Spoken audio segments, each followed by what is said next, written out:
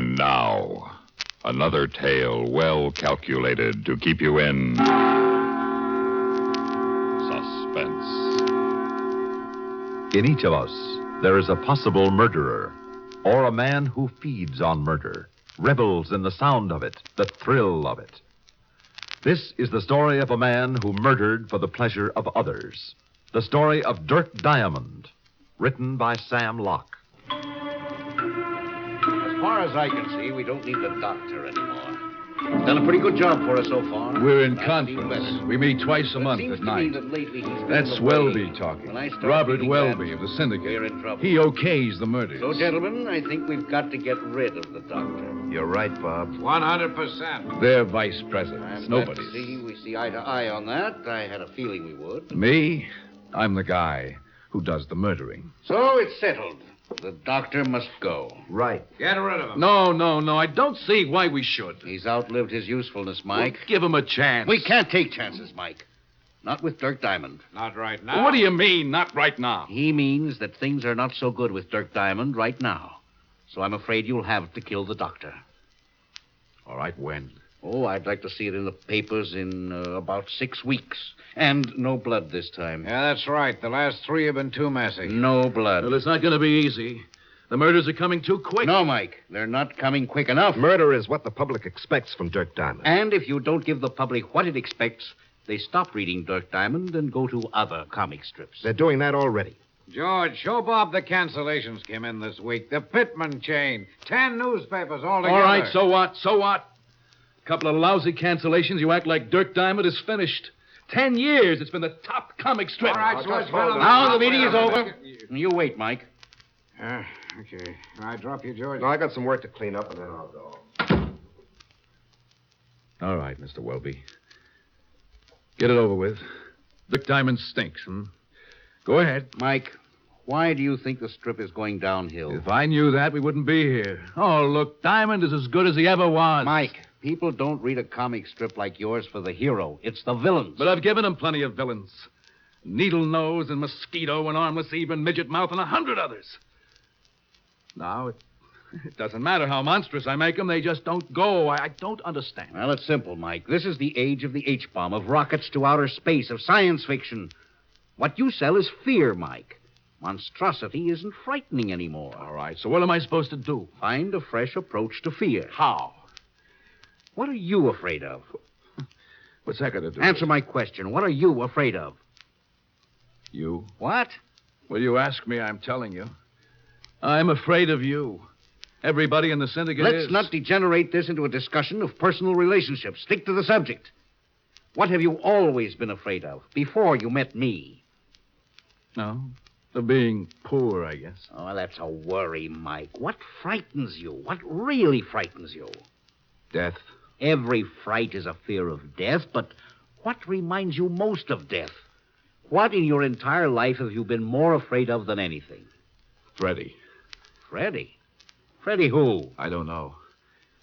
I made him up. For the strip? The strip? No. No, this was a long time ago when I was just 4 years old.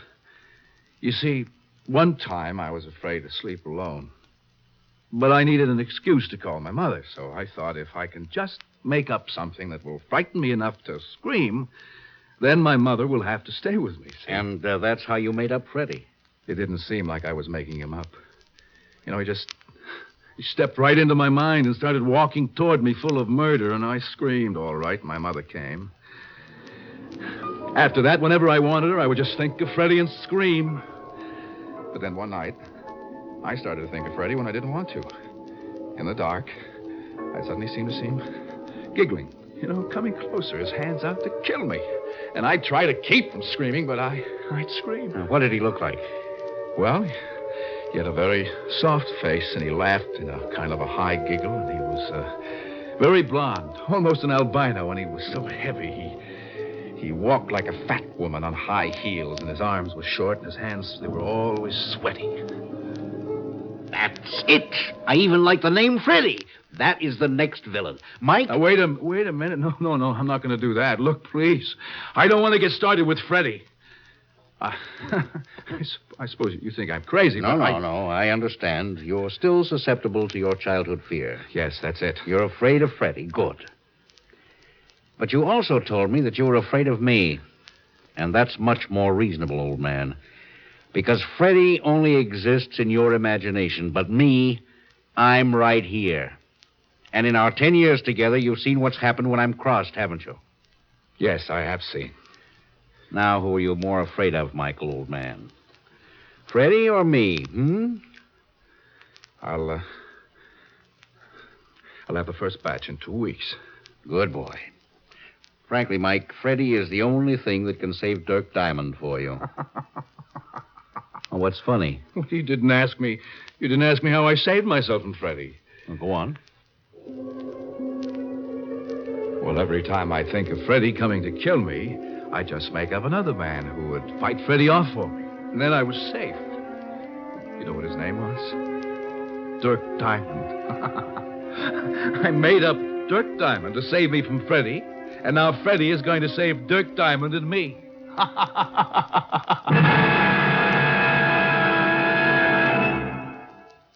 In just a moment, we will return for the second act of Suspense.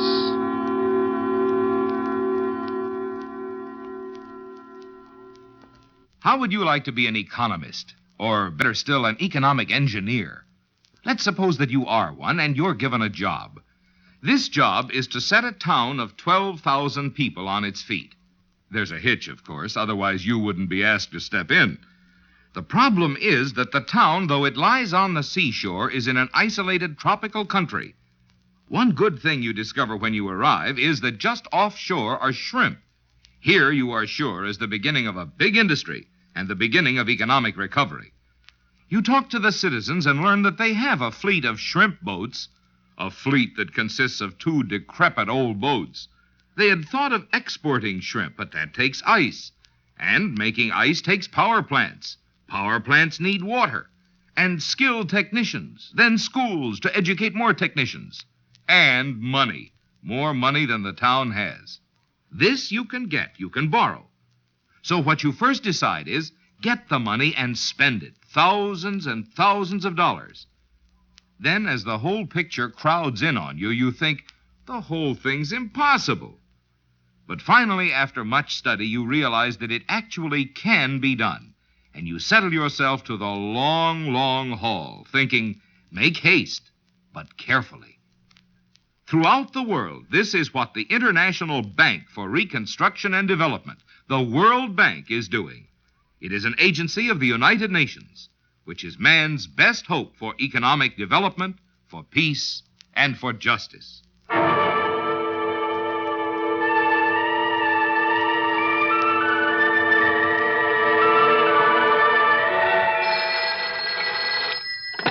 Yeah? Mike, we just signed the Hicks-McCoy chain. 14 newspapers. Yeah, I see, That makes yeah. 30 papers this month alone. We've got a lot to thank Freddy for. Yeah, a lot. The last 2 months of the strip have been wonderful.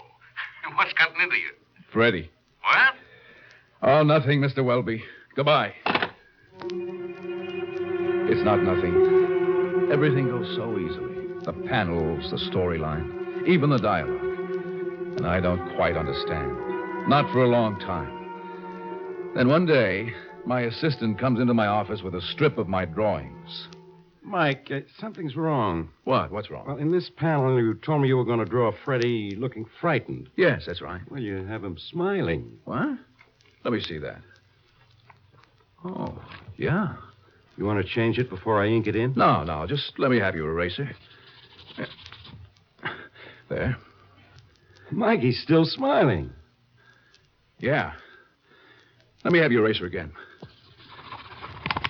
There. Funny, it still looks kind of like a smile. Yeah.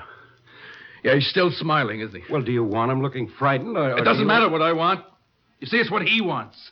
I have to do what he wants. Mike, are you all right? Oh, sure.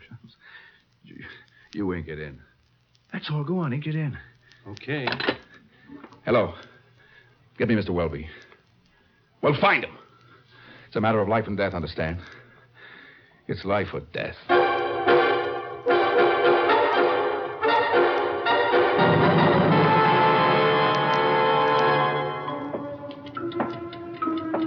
to murder Freddy.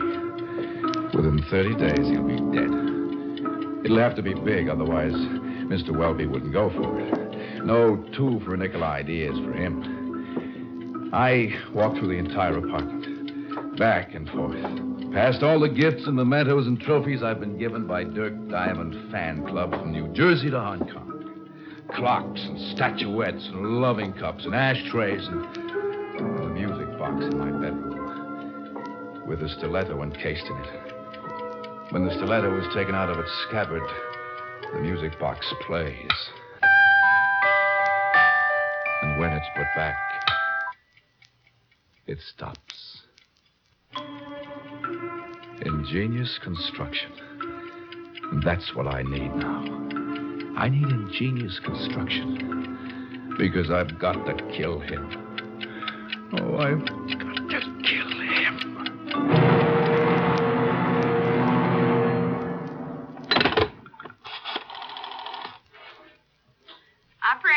Operator, what time is it? 5:45 a.m. Do you wish to place a call? Yeah, Western Union. Thank you.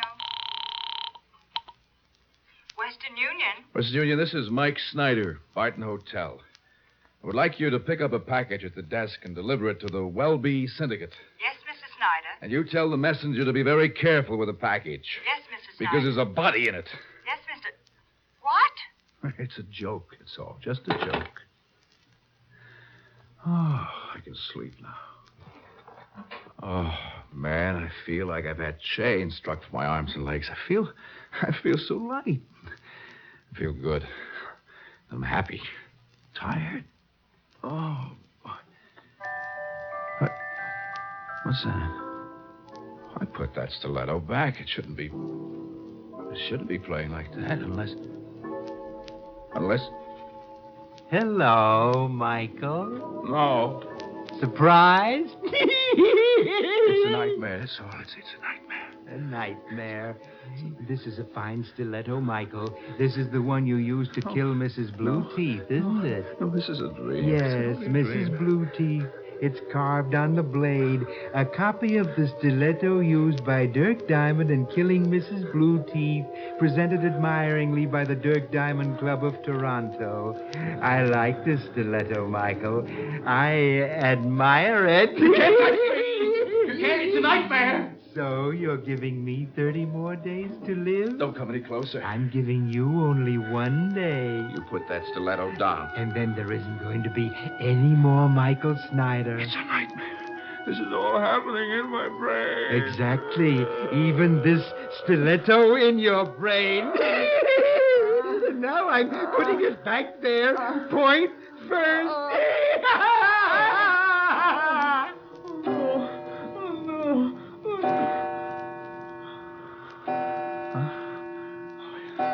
Yes, it was a nightmare.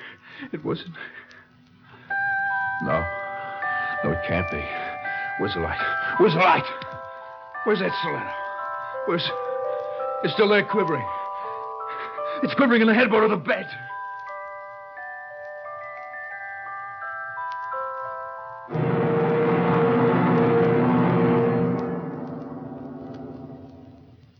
Okay, look, Mr. Snyder, I took enough with them fingerprints in the laboratory, but the fingerprints aren't on file here, so the lab's wiring Washington. Special for you, Mr. Snyder. FBI, you know. That's enough. When will they get word back? Oh, any minute. Say, you know, Mr. Snyder, it's funny I should run into you here at the police on account of, you know, I got 4 boys at home who keep talking about nothing, but how is Dirk Diamond going to get out of this trap Freddy's got him in? Can you tell me now how you're going to get him out of this trap? I don't know. Mulligan. Huh? Mr. Snyder, it's the lab. They got word back. Yes. Mm-hmm. Yeah? They're the fingerprints of Michael Snyder.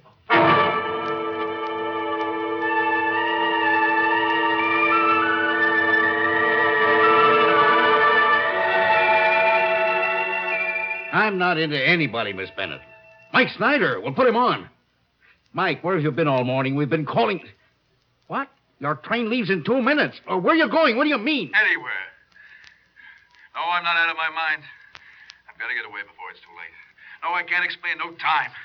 Now, look, I sent you 30 days of Dirk Diamond this morning, and you're not using them. If that's the best you can do, Freddy stays alive.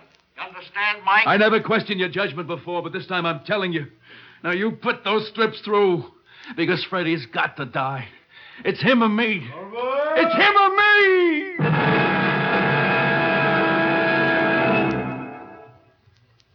In a moment, we will return for the third act of Suspense. Since we had our first national election, many new words and phrases have been added to our American vocabulary. For example, bandwagon vote. During the William Henry Harrison campaign of 1840, the Whig Party used a brightly colored circus bandwagon in their parades. Local candidates rode on the wagon with the musicians, and office seekers who wanted to identify themselves with the candidates they were certain would win would climb on the bandwagon with them. This gave birth to the expression, to climb on the bandwagon. So a bandwagon vote is a collection of votes of people who cast their ballots for a candidate not because they think he's the best man for the job, but because they think he's most likely to be elected, and they want to be on the winning side.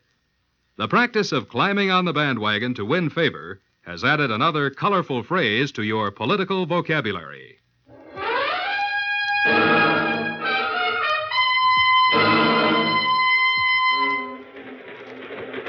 No, it feels good.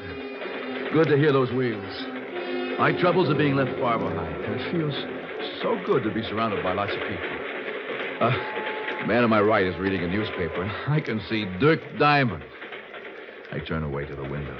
That's the first time I've ever turned away from Dirk Diamond, and suddenly I know I've turned away from him forever.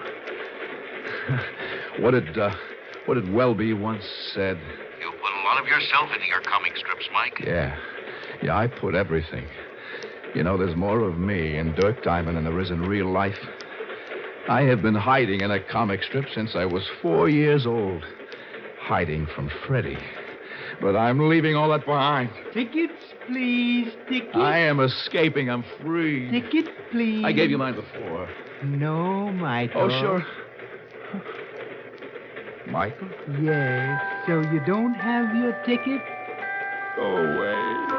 Go away. You won't need a ticket, not where you're going. Let go of my... You won't need anything where you're going.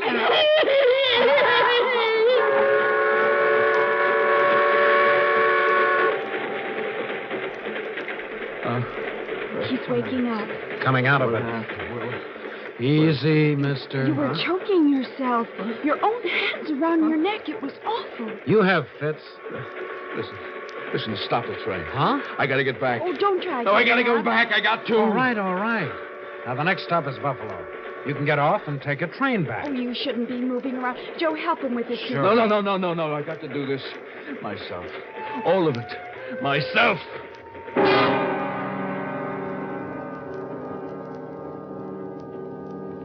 I know I promised you a weekend, but this is an emergency. Now stop whining, will you? Welby? Huh? Mike? Forget it, Frank. I don't need you. Oh, so you came back. I can't say I'm surprised. Not really. Listen. Freddy has got to die. Do you understand? Look, it's 3 a.m. The entire staff just left. All of us trying to keep Dirk Diamond going because you go off half-cocked. He's got to die! Calling me up from Grand Central that you've got to get away. Well, it's not that easy, Mike. Not from me, it isn't. Mr. Welby! I know. Freddy's got to die. I heard you. Kill him, then. But not with this third-rate stuff you tried to palm off on me this morning. You know where that goes. Oh, no. Look, Freddy's the best villain you ever had. You want to get rid of him? It's got to be the best killing you ever had. Otherwise, he stays alive. No! All right. Start trying, then. Start from, this panel. Dirk has locked himself in his room, and here he's saying... Yeah. I'm going to kill Freddy. I am going to kill him. That's right. Now, go ahead from there. All right. It's nighttime. Dirk lies on a couch, still thinking of his problem. Suddenly in the night, Freddy appears. From where? I don't know, but he's there, with a stiletto. Now, he comes over to the couch, and he plunges the knife into Dirk's head. Uh-huh. But Dirk awakens and the stiletto stabs into the couch. But you said first it went into his head. Now, how did he miss? I don't know, but he's missed. There's Freddy. And Dirk grabs him by the neck. No. It's too thin, Mike. Now, look, you might as well face it. You can't kill Freddy off. You're stuck with him. For life, I'm afraid. No, wait a minute. Now, listen. See, Dirk Diamond has never been more frightened in all his life. You see, he knows it's got to be either Freddy or him. There's no other way. Right. Now, Mike, I want you to go home and get No. Dirk remembers something then. He first saw Freddy in a dream. Suddenly he realizes something. Oh, no, Mike. You see, nobody else knows Freddy. The only time Dirk's ever seen him, they've been alone together. Just him and Freddy. And then it comes to him. Freddy only exists in his mind, see? His most dangerous enemy is the nightmare of his brain. Go on. Now he knows the one way to get Freddy. Yeah? Dirk Diamond will kill himself. Go on. See, he knows Freddy only exists as long as he does. And the only way to bring Freddy into reach is by taking his own throat in his hands and choking. That's good, Mike. Good. Choking himself. All right, Mike, stop it. Yeah, Mike, you're crazy. Mike. You see, it worked. It brought Freddy into reach, and now he has him by the throat. See? Using himself as a decoy, he's caught his nightmare. All his nightmares, all the monsters that imprisoned him by the throat. And how it thrills him to feel Freddy's neck between his hands at last. The mouse playing the cat, Mr. Welby. I'll do a panel of Dirk's face smiling. Oh, wait, now Freddy reaches out for the alarm bell under the desk.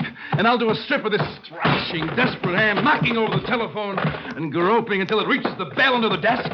And with its last dying strength, pushing. And then I'll cut to the bell, ringing in the office of the floor watchman and in the lobby and in the local precinct, see? And then the floor watchman, he knocks on the door and he calls out, Mr. Welby! Mr. Welby! But there's no answer. Because the monsters are all dead. And Dirk Diamond, he's escaped at last.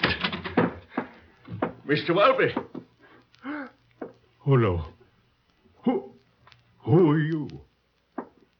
Don't you know?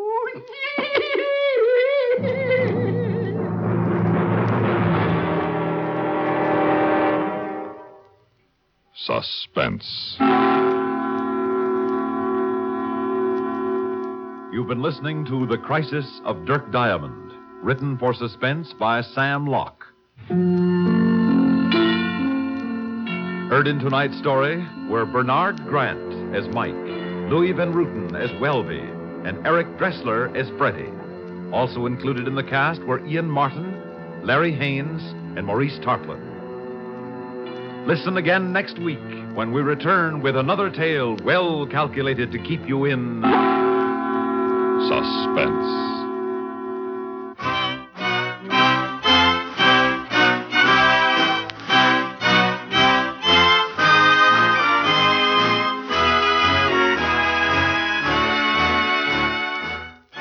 Suspense has come to you through the worldwide facilities of the United States Armed Forces Radio and Television Service.